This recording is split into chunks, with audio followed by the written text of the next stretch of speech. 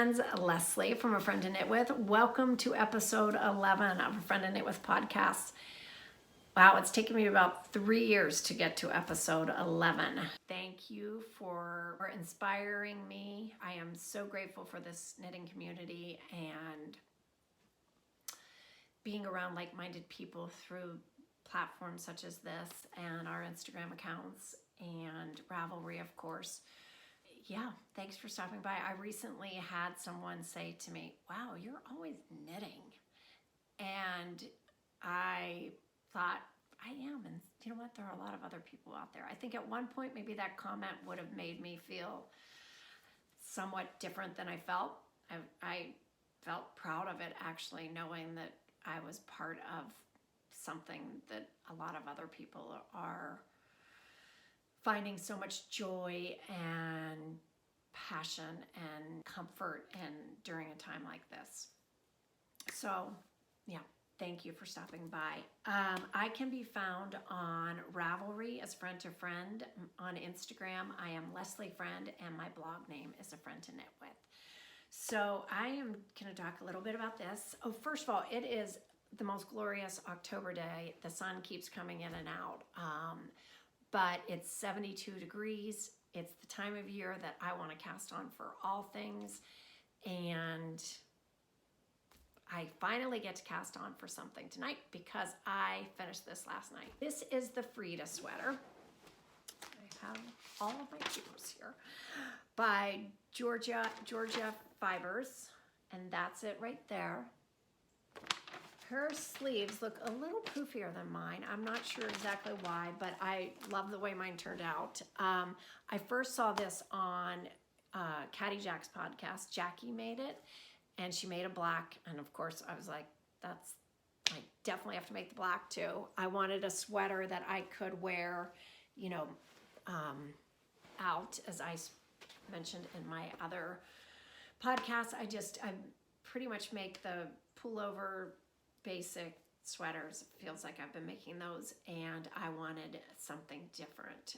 So this definitely is different, and it is, there's lace work at the top, and then it has these columns coming down, and the pattern did not call for those. I just continued them down. This is just a 1x1 twisted rib, which I will admit got a little tedious halfway through, but forged on. And then the sleeves I did 3/4 sleeves. I have a funny story about the yarn, and I looked at Jackie's Ravelry page to see, what yarn she used, and she used the Shibui 1 strand tweed and 2 strands of the Silk Cloud. And so I headed to my local yarn shop, Yarns by Design, and purchased my yarn, my 3 balls of yarn to make a sweater. I don't know what I was thinking. Literally, I bought three balls of yarn, and I thought, wow, this is priced reasonably. This is great. Got a lot of bang for my buck out of this one. But this is really how many skeins I used. So she held together, and then I did 2. 1 strand of the Shibui tweed with 2 strands of the Silk Cloud. So I bought 2 strands of Silk Cloud and 1 tweed, and that didn't get me very far. It was kind of hard to figure out the yardage since you needed 2 of the of the silk, and then 1 of the tweed, because the tweed doesn't have as much yardage on it as the silk. Even the woman at the yarn shop, we just, hi Michelle, we had a hard time coming up with the amount, but we did. And what I ended up using was 6 of the Silk Cloud and 5 of the tweed. I couldn't be happier with this sweater. I think it fit the bill of what I'm trying to do with my knitting. And as a matter of fact, my husband, I came downstairs with this on this morning, and he said, I think that's actually my favorite sweater you've ever made. And I said, honey, you say that every sweater I make. And he said, I know, but it looks like you're really pushing the envelope. And that was my goal. I wanted to make things that I hadn't made. And this is definitely one of them, and it feels amazing on, and it's just has that, you know, perfect little halo from the mohair, and it's warm but not hot. I think it's gonna be a great sweater when we get to go out that I can wear out. No, I'll wear this other times too, but I love it, you guys. That is Frida, all right? And I want to talk about this little number back here. This is, since it's October, this is my October sweater every year because Rhinebeck is in October. And I went to Rhinebeck one time in 2008, and I went with my sister. I drove to New York. Her husband watched my kids, and we went to Rhinebeck, and I had had my knitting blog for about 2 years at that point. Back then, the way to communicate was blogs, or to establish relationships with other knitters was through the blog or Flickr. And I was very excited to meet some people, but I didn't really even know anything. I knew it was a yarn festival I was going to, but I didn't know anything about, I knew I was going to go buy yarn and meet some people, but I thought maybe I shouldn't wear my knits because then I would just be like wearing my knits. Well, so on our way there, my sister ran back into the house, and my sisters and I and my mom all made one of these sweaters. So we each had one, and this is mine. We each all still have them. But Lisa, my sister, ran back in the house to grab a sweater because it was cold, and she grabbed this. I was like, "You're gonna wear a hand knit to this thing? Might be a little goofy." She's like, "It's cold. I want this sweater. I love this sweater." I'm like, well, I was so disappointed because everyone was all talking to her about her sweater. I'm like, hello, I'm the knitter over here. I'm the one with the knitting blog. She barely knits. She made one sweater in her life. This is it. So anyhow, that will always be my Rhinebeck sweater. And maybe I'll wear that if I ever go back, on top of 6 other sweaters and every wrap I've ever made, and toast mitts and socks, because I will wear, just so you know, wear your hand knits to Rhinebeck. You won't be sorry.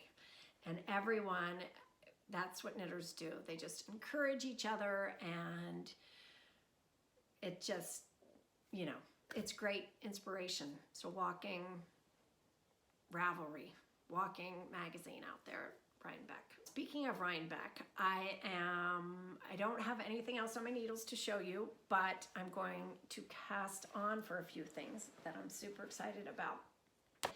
Caddy Jack's Knits is hosting a knit along that is from now till next Rhinebeck. So you have 12 months to knit a wrap, whether you're going to Rhinebeck or not. It's just a nice, you know, another way to be with community. It is called the Half and Half Triangles wrap, which is a free pattern from Pearl Soho. There it is. And Pearl Soho put together some combinations of colors, right?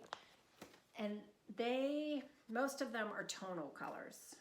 I think all of them they put together are tonal. So I chose that the first time. Sorry, the sun is now shining in the window, because this is like my 4th try. This is my first choice because I like to wear jeans and with a white blouse. This I thought would be so pretty. And that still, is a possibility, but I'm pretty sure I'm gonna go with this. This is heirloom white and the denim. It's not what they sort of recommend using, since they recommend tonals, but I'm gonna do a contrasting instead. This is a light denim. It's called gray denim, and this is dark denim. And then, like I said, this is heirloom white and the dark denim. And this is the yarn in their pattern, in their free pattern. It's linen quill, and it is really delicious. I am very excited to cake this up and cast on. And speaking of cakes, I wanted to mention something.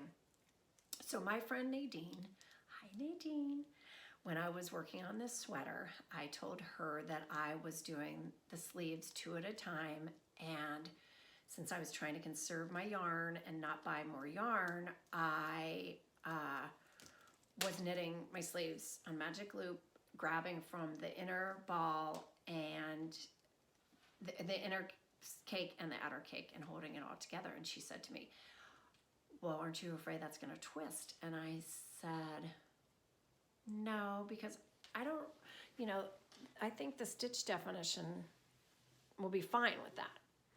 So I said no. Now I woke up at like 3 in the morning thinking about her comment, and I know Nadine is a prolific sewer and knows a lot about fabric and cutting things on the bias, and she's just super knowledgeable. And I thought, wow, there is something to what she said. And then I started thinking about my linen sweater that I made.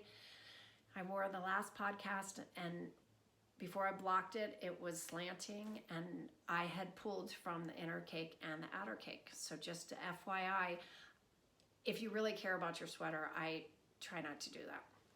Sorry, the sun is really starting to come in now.